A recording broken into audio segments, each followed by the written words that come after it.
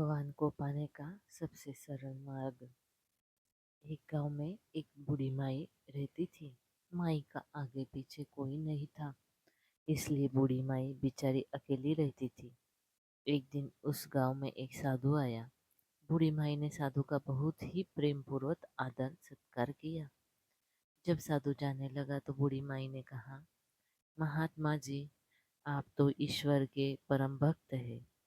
कृपा करके मुझे ऐसा आशीर्वाद दीजिए जिससे मेरा अकेलापन दूर हो जाए। अकेले रह रह के अब मैं अकेले रह रह के अब उब चुकी हूँ। साधु ने अपनी झोली मुस्कुराते हुए अपनी झोली में से बाल गोपाल की एक मूर्ति निकाली और बुढ़िया को देते हुए कहा, माई, ये लो आपका बालक है। इसका अपने बच्चे की तरह प्रेम पूर्वक लालन पालन करती रहना। बुढ़िया माई बड़े लाड़ प्यार से ठाकुर जी का लालन पालन करने लगे।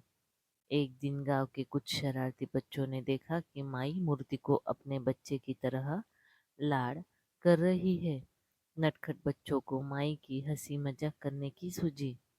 उन्होंने माई से कहा, अरे मैया सुन, आज गांव में जंगल से एक भेड़िया घुस आया है जो छोटे बच्चों को उठाकर ले जाता है और मार कर खा जाता है। तू अपने लाल का ख्याल रखना, कहीं भेड़िया उसे उठाकर ना ले जाए।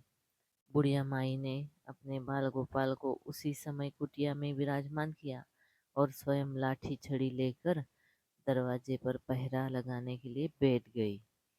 अपने लाल को भेड़िए से बचाने के लिए बुढ़िया माई भूखी प्यासी दरवाजे पर पहरा देती रही। पहरा देते देते एक दिन बीता, फिर दूसरा, तीसरा और चौथा, पांचवा दिन बीत गया। बुढ़िया माई 5 दिन और 5 रात लगातार बगैर पल के झपकाए भेड़िए से अपने बाल गोपाल की रक्षा के लिए पहरा देती रही। उस भोली भाली मैया का यह भाव देखकर ठाकुर जी का हृदय प्रेम से भर गया। अब ठाकुर जी को मैया के प्रेम का प्रत्यक्ष रूप से आस्वादन करने की इच्छा हुई। बहुत भगवान बहुत ही सुंदर रूप धारण कर वस्त्राभूषणों से सुसज्जित होकर माई के पास आए। ठाकुर जी के पाँव की आहट पाकर माई डर गई कि कहीं दुष्ट भेड़िया तो नहीं आ गया मेरे लाल को उठाने। माई ने लाठी उठाई और भेड़िए को भगाने के लिए उठ खड़ी हो गई। तब श्याम सुंदर ने कहा, मैया, मैं हूँ, मैं तेरा वही बालक हूँ जिसकी तुम रक्षा करती हो। माई ने कहा, क्या? चल हट, तेरे जैसे बहुत देखे हैं, तेरे जैसे सैकड़ों अपने लाल पल नौछावर कर दूंगी। अब ऐसे मत कहियो, चल भाग यहाँ से। ठाकुर जी मैया के इस भाव से और एक निष्ठता को देखकर बहुत ज्यादा प्रसन्न हो गए। ठाकुर जी मैया से बोले, अरे मेरी भोली मैया, मैं त्रिलोकीनाथ भगवान हूँ, मुझसे जो चाहे वर मांग ले, मैं तेरी भक्ति से प्रसन्न हूँ। बुढ़िया माई ने कहा, अच्छा आप भगवान हो, मैं आपको सौ सौ प्रणाम करती हूँ। कृपा कर मुझे ये वरदान दीजिए कि मेरे प्राण प्यारे लाल को भेड़िया न ले जाए। अब ठाकुर जी और ज्यादा प्रसन्न होते हुए बोले, तो चल मैया, मैं तेरे लाल को और तुझे अपने निज धाम के लिए चलता हूँ। वहाँ भेड़िए का कोई भय नहीं है। इस तरह प्रभु बुढ़िया माई को अपने निज धाम ले गए।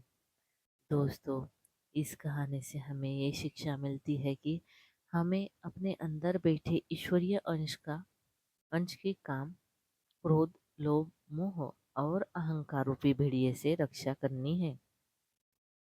जब हम पूरी तरह से तन्मय होकर अपनी पवित्रता और शांति की रक्षा करते हैं, तो एक ना एक दिन ईश्वर हमें जरूर दर्शन देते हैं।